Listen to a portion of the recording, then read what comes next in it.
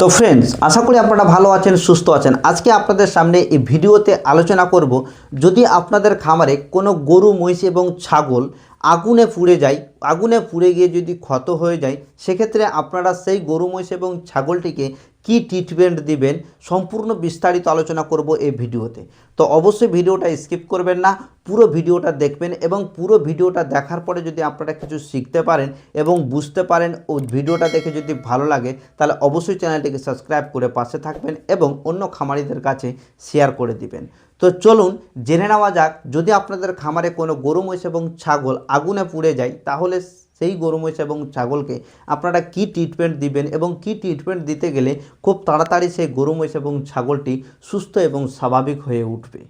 তো কোনো গরু, মহিষ এবং ছাগল যদি আগুনে পুড়ে যায়, আগুনে পুড়ে গেলে কিন্তু তিনটা রং হয়ে যেতে পারে। অর্থাৎ যদি হালকা পুড়ে থাকে সেক্ষেত্রে লাল হয়ে যাবে, যদি আরও একটু বেশি পুড়ে থাকে সেক্ষেত্রে সেই চামড়াতে ফোসানি নিতে পারে, এমনকি তার থেকে গভীরভাবে যদি পুড়ে যায় সেক্ষেত্রে সেই চামড়াটা কালো হয়ে যেতে পারে। তো অবশ্যই আপনাদের আমি বলে দিই, যদি কোনো গরু, মহিষ এবং ছাগল অত্যাধিক হারে পুড়ে যায় বা চামড়া কালো হয়ে যায় পুড়ে, সেক্ষেত্রে অবশ্যই সে কিন্তু মারাত্মক রূপ ধারণ করতে পারে। তো সাথে সাথে অবশ্যই ভেটেরিনারি ডাক্তারের সঙ্গে যোগাযোগ করে তাকে খুব তাড়াতাড়ি ট্রিটমেন্ট করানোর ব্যবস্থা করবেন।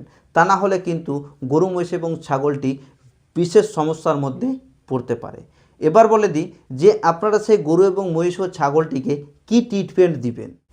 তো কোনো গরু, মহিষ এবং ছাগল যদি আগুনে পুড়ে যায়, সেক্ষেত্রে কিন্তু তার শরীরে প্রচণ্ড হারে জ্বালা ও যন্ত্রণা হয়ে থাকে।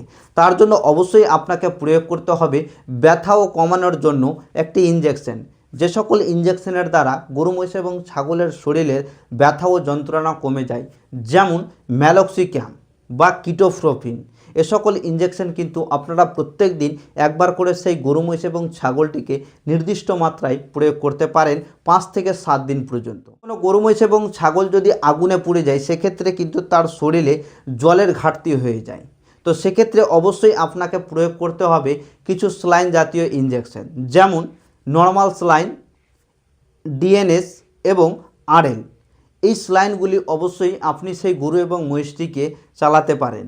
ডিএনএস, আরএল এবং নর্মাল স্যালাইন, এই 3 প্রকার স্যালাইনকে আপনারা আইভির মাধ্যমে আপনার সেই গরু এবং মহিষটিকে নির্দিষ্ট মাত্রা অনুযায়ী একদিন পর পর বা কন্টিনিউ 2 থেকে 3 দিন প্রয়োগ করতে পারেন। এছাড়াও আপনাদের সেই গরু এবং মহিষটিকে পুড়ে যাওয়ার কারণে তার শরীরে কিন্তু ঘা হয়ে যায় এবং ঘা শুকানোর জন্য অবশ্যই কোনো অ্যান্টিবায়োটিক ইনজেকশন বা জীবাণুনাশক ইনজেকশন প্রয়োগ করতে হবে।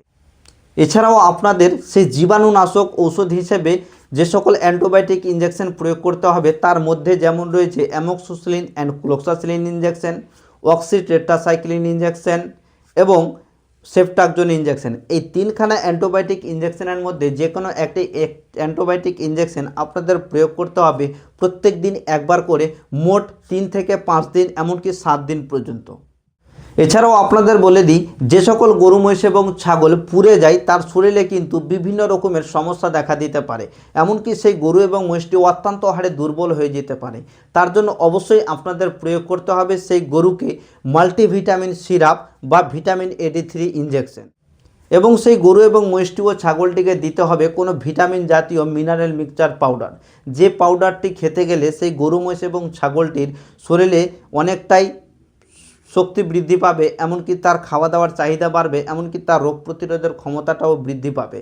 তো অবশ্যই যে সকল গরু, মহিষ এবং ছাগল আগুনে পুড়ে যাবে বা অতিরিক্ত পরিমাণে দুর্বল হয়ে পড়েছে বা ঘাস শুকোনোর জন্য বিভিন্ন রকমের মেডিসিন ইউজ করছেন, তার ফলেও কিন্তু তার শরীরে বা লিভারে বিভিন্ন রকমের ইফেক্ট পড়তে পারে। তার জন্য অবশ্যই তাকে এই সকল মেডিসিন কিন্তু দিতে হবে। কি কি মেডিসিন দিতে হবে? ভিটামিন AD3 ইনজেকশন দিতে গেলেও হবে বা মাল্টিভিটামিন সিরাপ দিতে গেলেও হবে, তার সঙ্গে ভিটামিন বি কমপ্লেক্স কোনো টনিক দিতে হবে, যাকে আমরা লিভার টনিক বা ভিটামিন বি কমপ্লেক্স ইনজেকশন হিসেবে পাওয়া যায় সেটাও দিতে হবে, এমনকি মিনারেল মিক্সচার পাউডার দিতে হবে। এই 3 প্রকার মেডিসিন কিন্তু অবশ্যই আপনারা সেই গরু, মহিষ এবং ছাগলটিকে দিবেন। তারপরে কিন্তু দেখতে পাবেন যে আপনার গরু এবং মহিষটি ও ছাগলটি সুস্থ এবং স্বাভাবিক থাকছে। এছাড়াও আপনাদের যে কাজগুলো করতে হবে সেটা হচ্ছে যে গরু এবং মহিষটি ও ছাগলটি পুড়ে গেছে তার পুরা জায়গাকে পরিষ্কার করার জন্য নর্মাল স্যালাইন ব্যবহার করতে হবে। নর্মাল স্যালাইন বা বেটাডিন বা আয়োডিন নামক একটি লোশন পাওয়া যায়, সেই লোশন দিয়ে আপনারা কিন্তু সেই ঘাগুলিকে খুব ভালোভাবে পরিষ্কার করবেন এবং পরিষ্কার করার পরে আপনারা কিন্তু সেই ঘায়ে হিমাক্স বা আরও বিভিন্ন রকমের আপনারা কিন্তু অয়েন্টমেন্ট ভেটেরিনারি মেডিসিনের দোকানে পেয়ে যাবেন, সেই সকল মেডিসিন কিন্তু আপনাদের ইউজ করতে হবে।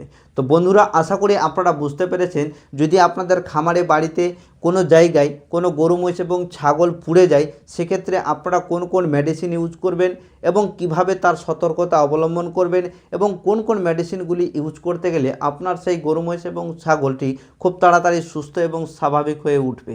ভিডিওটা দেখে যদি আপনাদের কোনো উপকার হয়ে থাকে তাহলে অবশ্যই চ্যানেলটিকে সাবস্ক্রাইব করবেন, ভিডিওটাকে লাইক করবেন। তো আজকের মতো ভিডিও এখানেই, আবার দেখা হবে নতুন একটা ভিডিওর সঙ্গে। ততক্ষণের জন্য আপনারা ভালো থাকুন, সুস্থ থাকুন।